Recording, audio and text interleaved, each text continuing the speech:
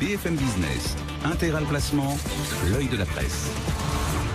Bonjour Jean-François. Bonjour Cédric. Directeur éditorial de Marché Gagnant. Votre thème, votre coup de gueule, votre idée, Cette semaine, une réflexion pour qu'une réforme réussisse, et il ne faut pas se limiter à de grands concepts théoriques. Voyez-vous, le gouvernement semble vouloir rééquilibrer l'épargne des Français de l'immobilier vers l'épargne financière.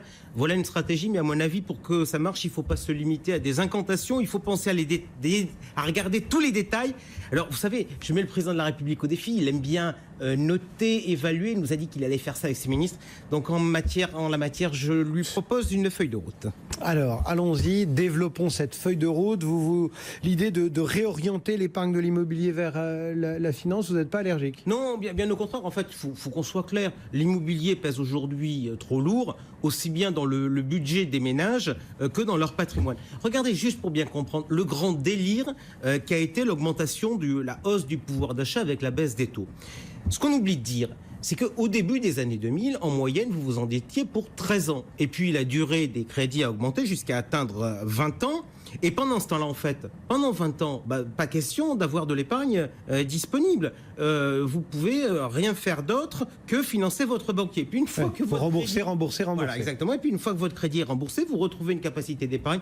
Mais en général, à ce moment-là, si vous avez réussi, vous commencez à payer des impôts. Et donc, en pareille situation, quel est le bon réflexe de Choupinette?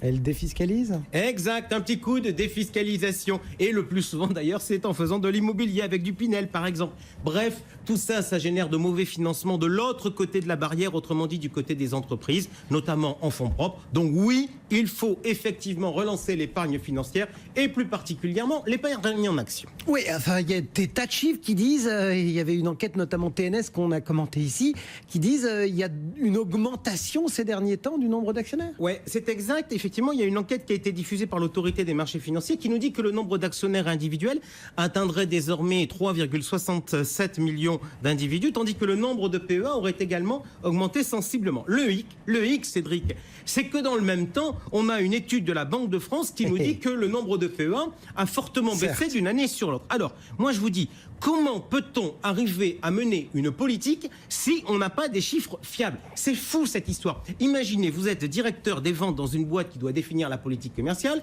D'un côté, on vous dit le chiffre d'affaires augmente et de l'autre côté, on vous dit qu'il pèse. Qu'est-ce que vous pouvez faire ça dans une boîte? Tout le monde trouverait ça anormal. Eh bien, dans le cadre de la politique de l'épargne, tout le monde s'en fout, peut-être parce qu'il n'y a pas de politique de l'épargne dans ce pays.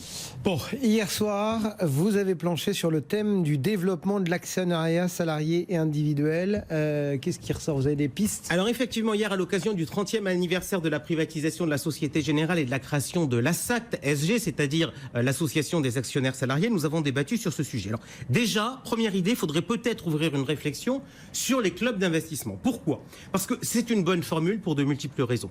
Déjà, parce que vous vous retrouvez à plusieurs pour investir. Et comme vous vous retrouvez à plusieurs, ça vous fait mettre moins d'argent. Secondo, ça vous permet également de partager la prise de décision et la prise de risque. Parce que quand on est seul et qu'on doit prendre du risque, c'est plus compliqué que quand on est à plusieurs. Le hic, c'est que le fonctionnement administratif des clubs est assez complexe et surtout la fiscalité est désormais inadaptée. Pour mémoire, je vous rappelle qu'à l'époque où il y avait un seuil de cession sur les plus-values de valeur mobilière, eh bien on pouvait faire ses débuts en bourse avec des clubs d'investissement sans avoir à payer d'impôts. Ce n'est plus le cas aujourd'hui. Réfléchir sur les clubs d'investissement, voilà une première piste à creuser. Bon, il y a d'autres pistes qui sont sorties hier soir, notamment celle du vieillissement de l'actionnariat. Oui, vieillissement de l'actionnariat, donc il faut peut-être penser aux jeunes. Voilà une nouvelle piste, mais c'était, puisque vous étiez avec moi hier, puisque hier c'était moi qui posais des questions.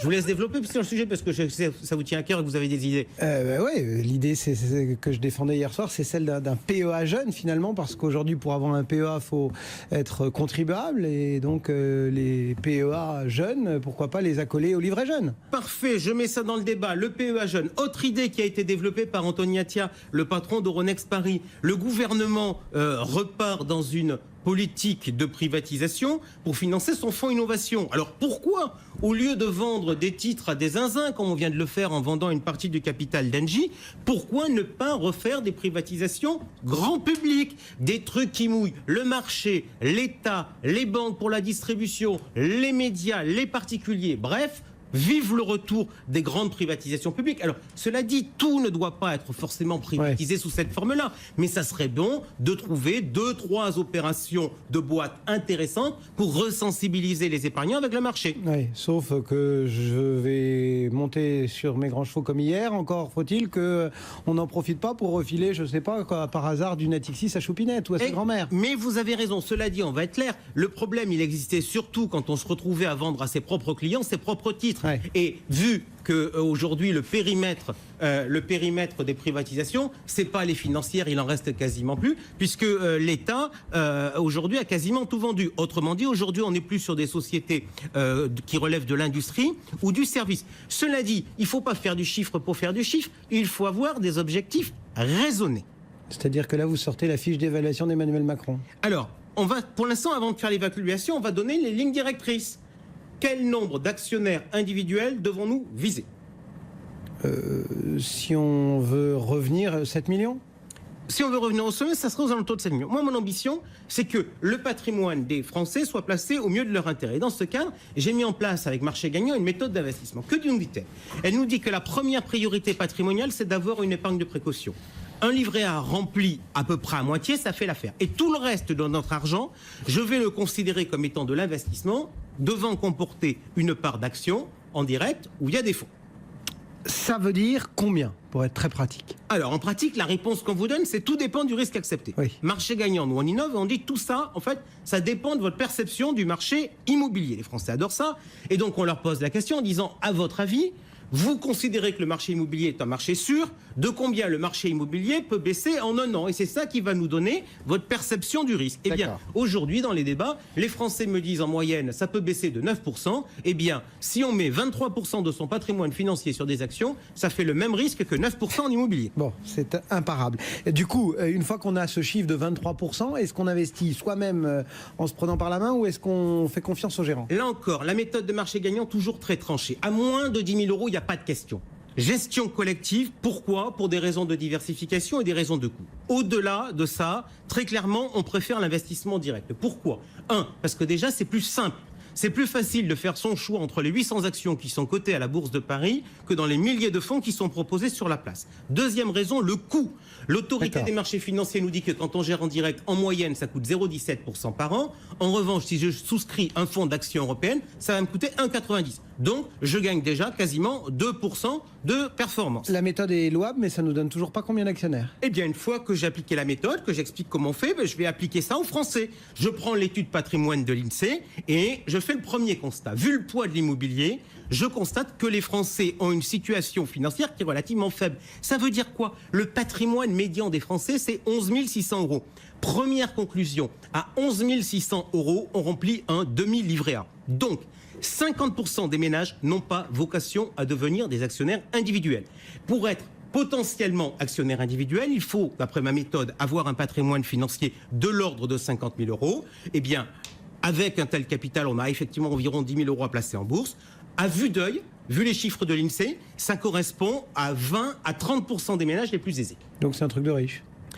Il faut pouvoir assumer le risque. Mais pour autant, je continue. En France, vous savez, Cédric, il y a 28 millions de ménages. Donc, ça nous fait combien d'actionnaires potentiels? Si je prends les 20 à 30% de ménages les plus riches, ça nous fait entre 5,8 et 8,4 millions de ménages qui disposent des ressources financières pour avoir le choix entre gestion collective et gestion directe.